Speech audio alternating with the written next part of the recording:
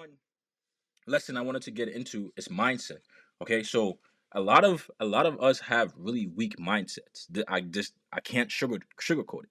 All right, a lot of us have really weak mindset, and the weak mindset is actually programmed into us.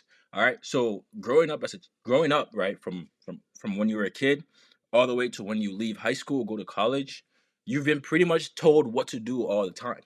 All right, so you don't have to really think for yourself, and that creates a codependency mindset where you're always dependent on somebody else, right, for your success or for your livelihood, right? So when you're a kid, obviously you depend on your parents, but as soon as you hit school age, right, your teachers, principal, whatever the case may be. So that creates a mindset for many of us where we can't really stand on our own. Okay, so if you have a weak mindset, the very first thing you should be doing in 2026 is making sure that you can absolutely 100% create your own mindset. All right, because that's a very important thing to have. For me, before I even found any success in my business, I had to go through a learning. So I had to learn myself, a learning process of simply learning myself. Okay, so a lot of us, we don't know who we are. We're just a combination of the things that we watch. So maybe it's social media, maybe it's TV, sports, right? All the knowledge in your head is literally of somebody else's success, which is really bad. You should have knowledge of your success. You should know exactly who you are or exactly who you want to be. That's the only way you're going to actually be truly successful.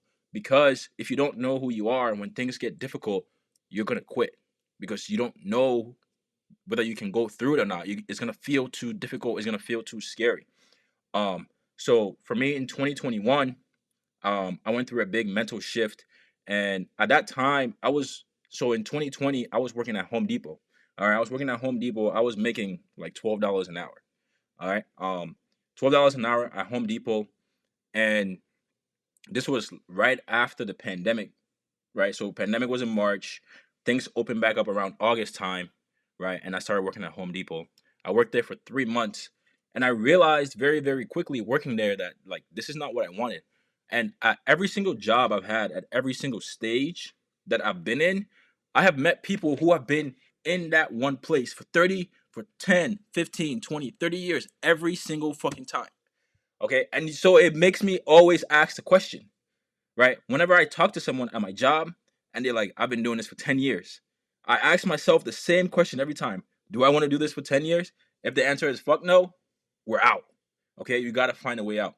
So Home Depot was the first place. Then from Home Depot I started working at State Farm. I was selling car and home insurance.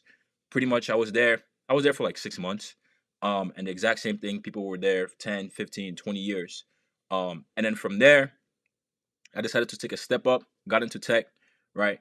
Same thing. Every single stage, you have people. I worked for a company called ADI Global Distribution.